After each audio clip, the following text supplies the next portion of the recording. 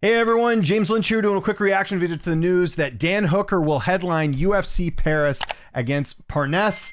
Don't want to butcher the guy's first name. The French fighter, the guy who fought an MVP. You know who I'm talking about here. I got his Tapology profile up here. The fight is official. Now, before I get into this video, I'm recording this ahead of time. I got the heads up it was going to happen. I saw a lot of people saying it was confirmed when it wasn't confirmed because Ariel Helwani had this tweet saying, would you be happy with this main event?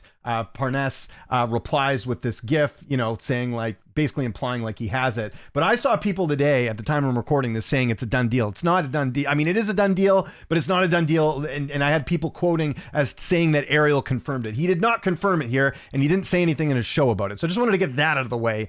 It is confirmed, but Ariel did not confirm it. I'm sure the UFC at the time you're watching this has already confirmed it. Whatever. I'll put it in the comments to sort of note that. Very interesting main event. I kind of figured with, them going to Paris that there wasn't going to be many options. I saw some fake news about, it's going to be Imavov and Pfeiffer, which I knew that wasn't going to happen. Why is Joe Pfeiffer going to go to Paris after beating Israel Adesanya? That's not happening. So I like this fight. I think it's interesting. This Parnasse guy does have a lot of hype. People are really excited about him. We saw him get a pretty impressive win on the MVP card against Kenny Cross. Although to be clear, Kenny Cross, 17-4 record. Lots to be excited about with this guy. He gets a lot of finishes. If you look at his career, 8 knockouts, 7 submissions, and 8 decisions. So we'll see if he's the real deal. He's getting Dan Hooker at a very good time here in Hooker's career where he hasn't been that active. He's 36 now, going to be 37 next year.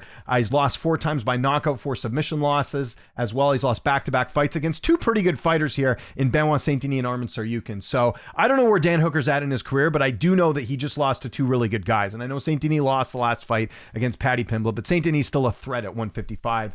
Had some good wins prior to that. Gamrot, Turner, although the Gamrot fight was close. Same with Turner, actually split decision in that one. So I don't know. It's going to be interesting to see. I think this is a really interesting matchup where we have someone that's getting a lot of hype, but hasn't fought very good opposition. I mean, let's get real here. Kenny Cross, Marcin Held, who was in Bellator ages ago, was in the UFC. Marcin Held was in the UFC too, was he not? He was in there ages ago too, I think. Yes, back in 2017, almost more than 10 years ago, or close to 10 years ago. Who else did he fight? I mean, it's okay opposition, but not what Dan Hooker's fought, I guess is the point I'm making at. And I always get, it does have a win over Morgan Sherrier, who obviously is a mainstay in the UFC. William Gomez as well. So listen, it's one of those things where guys getting a lot of hype. Maybe he rises to the occasion and gets it done. But I think beating a Dan Hooker would give us a good indication where he's at. Let's do a quick tail of the tape. 28, 5'10", 73.2 inch reach. Dan Hooker, 36, 6 feet tall, 75.5 inch reach. So Hooker going to be bigger. Height and reach advantage in this fight, and he's fought the better opposition. The thing is, what type of Dan Hooker are we getting in this spot? Again, taking a lot of damage, had some layoffs, had some injuries that's kept him out. Remember, he had the fight in 2020, he had 2 fights in 2022, just 1 in 2023, 1 in 2024, 1 in 2025. He's had one already at the beginning of this year. This will be him having 2 fights this year, which is great.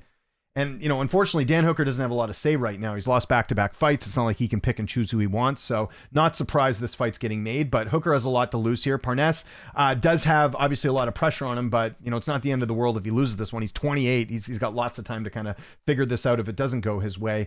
Meyerly leans on Parnasse just based off, again, from what I've seen, he does look like the real deal. I'm kind of using the eye test a little bit on this one. Did look very good, but we do have to be warned a little bit about the opposition he's fought in that it's not what Dan Hooker's fought. But again, saying that, Dan Hooker again is taking some damage as well. With this being a main event and it being 5 rounds, I'll lean Parnasse probably by stoppage. He typically, he either wins by knockout or submission. Dan Hooker was knocked out in his last fight by Benoit Saint-Denis. I don't think Parnasse has the same type of power, although that was a pretty good couple wins there, the last one. Okay, you know what? We'll go like maybe 4th round TKO. Again, just a quick early pick on this one. I'll dig into this one a little bit more, an early look. But yeah, interesting main event, and I believe the last time we had a fighter outside the UFC headline, a UFC card, was Kaya Sakura. Shout out to my guy Marcel, who reminded me about that the other day, because I was just asking about that, because there were rumors about this, and I know the rumors really picked up this week, but my understanding was it was signed last night. I'm recording this on July 24th, so whenever that was makes sense. But yeah, like I mentioned off the top of the video, Ariel Helwani did not say this is confirmed, because I've seen a lot of people run with this, and that's not the case. Just because a guy tweets, that doesn't mean the news is official or anything. I imagine they're going to be I mean, I guess if this is posted, they've announced it on the Abu Dhabi card, which would make sense. Get some more eyeballs on that card as well, too. But I think it's a good main event. Again, it's a fight night card. I love fight night cards where you have an up-and-comer against a veteran. Fits the bill for sure. So no complaints from me there. And I think it's going to be a fun fight for this main event, which is a pretty decent fight night card. A lot of French fighters, a lot of up-and-comers. Trevor Peek's back. Wasn't expecting that.